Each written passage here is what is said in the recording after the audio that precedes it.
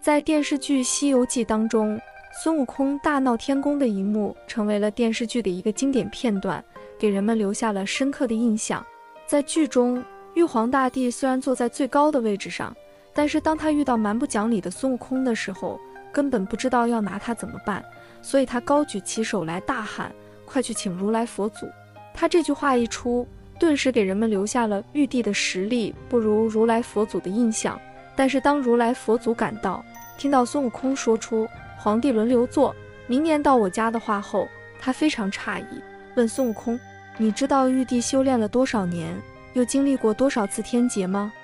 如来佛祖言下之意是，孙悟空现在道行尚且浅得很，根本没资格肖想玉皇大帝这个位置。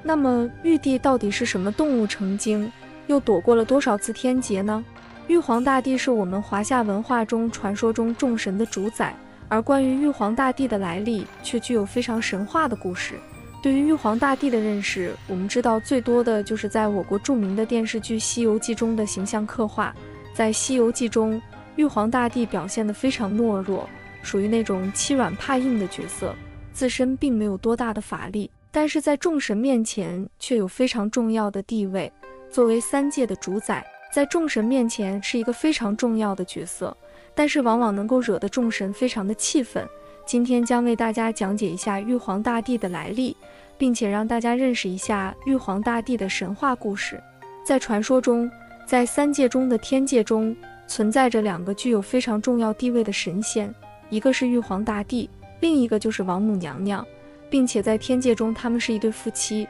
玉皇大帝和王母娘娘，并且生下了7仙女，他们是天界中唯一的一对夫妻。在《西游记》中，天界是禁止7情6欲的，不允许天界的神仙和人界的凡人进行结婚生子。玉皇全号是太上开天直符玉历含真体道，金阙云宫九穹立玉万道，无为通明大殿，昊天金阙玉皇大天尊玄穹高上帝。可能你听到上面那个冗长的称谓，肯定会觉得很奇怪，为何玉皇大帝会有这样一个名称？根据传说，玉皇大帝是经历了几十万年的历练才能够称为玉皇大帝的。根据玉皇大帝在不同时间的历练，才能有如此长的名称。修炼1年的玉帝，其实电视剧对于原著来说都有一些改动的部分。在孙悟空大闹天宫的这场戏中，玉帝的实力明显被削弱了。原著之中的玉皇大帝虽然同样喊了如来佛祖前来帮忙，但完全不是因为他没有能力降服孙悟空，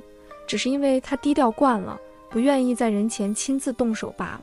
如来赶到之后，听到了孙悟空想要当玉帝的话，只觉得可笑。他告诉孙悟空，他自幼修持，苦历过1750劫，每劫该129600年。按照故事的设定来看，整个三界包括神、人、妖在内，每隔12万年都会归于虚无，然后重新诞生一切。对于玉皇大帝而言，他已经经历过将近2000次这样的重组，并且在这种动荡之中坚持修炼，一直到了今天的地位。将他修炼的时间简单的计算一下，就是用他度过的劫难乘以每一劫经历的年头，所得到的是个令人十分震惊的数字：2亿多年。2亿多年在人类史上是一个什么概念？按照现在人类的历史时间往前推算，2亿多年前正是三叠纪的时代，那是一个居于二叠纪以及侏罗纪中间的一个时代。在三叠纪时期，爬行类的动物开始有了大规模的发展，哺乳动物也开始出现。由于气候等一系列条件的影响，在三叠纪存活下来的几乎都是非常凶猛的大型动物，它们有着非常强烈的攻击性，遵循了弱肉强食的生存法则。如果玉帝真的是那个时代的动物成精，那么他自身的实力一定是非常强大。按照玉帝度了1750次劫来推算，他的本体有可能是恐龙的祖先，难怪如来佛祖在孙悟空想要取代玉皇大帝时表现得如此不屑。毕竟孙悟空一个刚成精没多久的猴子，怎么能和2亿年前的远古生物玉皇大帝相提并论呢？如来佛祖都怕。从如来佛祖的话当中，我们就可以看出来，他对玉帝也是敬重有加的，与电视剧中表现出来的玉帝的救星相反。那么如来佛祖为什么会害怕玉帝呢？这就要从两人修炼之路的不同来说起了。不同于玉帝所度的1750次劫难，如来佛祖成神之前只度了一劫，但是就是这一劫，就差点要了他的性命。《西游记》中曾有过这样一个场景，师徒四人在取经的过程当中遇到了一个妖怪，叫做金翅大鹏雕。这个妖怪非常难缠，它的速度比孙悟空还要快，孙悟空的筋斗云在他身上根本发挥不了作用，并且他还能够识破孙悟空的72变，让孙悟空都束手无策。他敌不过这个妖怪，最终选择去往灵山寻求帮助，而也正是因为这次求救，让他知道了这金翅大鹏雕和如来佛祖的关系。在天地上且处于混沌时期之时，如来佛祖也不过初茅庐，独自在雪山之巅上修炼。而正当他的修炼渐入佳境之时，忽然觉得眼前一黑，咕咚一声进了一个妖怪的肚子里。如来佛祖知道这是自己的劫难到了，这个妖怪的动作非常快，他再不出去的话，方圆百里的活物都快被他给吃完了。如来佛祖顾不得那么多，当即破开了这个妖怪的脊背，从他的身体中破背而出。出来之后，他第一时间举起武器想要报这个仇，却被赶过来的诸佛阻止住了。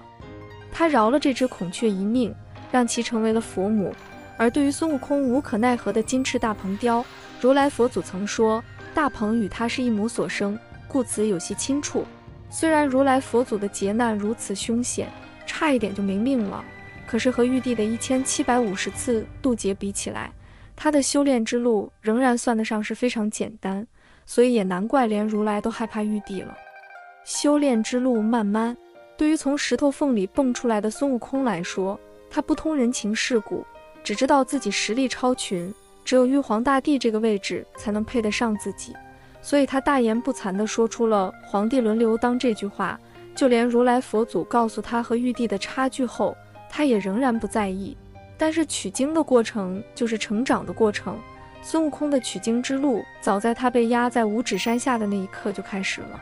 这500年的孤独让他想明白了许多事情，其中就包括如来佛祖对他说的那些话。玉皇大帝是远古生物成精，经历了1750次劫难，连如来佛祖都敬他3分，其厉害之处当然不是他一个刚成精的猴子能比的。因此后来的孙悟空学会了谦虚和尊重，对玉皇大帝敬重有加，也不再对其他比他厉害的人不屑一顾。在孙悟空与玉皇大帝的这件事上，我们就学会了一个道理，那就是做人要低调一些，毕竟人外有人，天外有天。有些人能够身居高位，那定然是有一些过人的本事，在不确定自己实力到底如何的时候，不要去肖想过高的位置，专注自己能力的提高才是最重要的。每个人的成长和修炼都是一条独特的道路，无论是孙悟空的无畏前行，还是玉皇大帝和如来佛祖的深厚修为，都映射出了一个道理：无论面对多大的困难和挑战，坚持和努力总会有收获。孙悟空的故事，从鲁莽的挑战到最终的领悟和成长，展示了一个英雄的成长之路。而玉帝和如来佛祖的故事，则让我们明白，背后的每一个成功，都是无数次挑战和劫难的积累和超越。在现实生活中，我们也应该保持谦逊和尊重，不断学习和进步，面对挑战不退缩，真是每一次成长的机会，最终达到自己的修炼之道。以上就是今天的内容，喜欢请订阅、点赞、转发，感谢观看，我们下期见。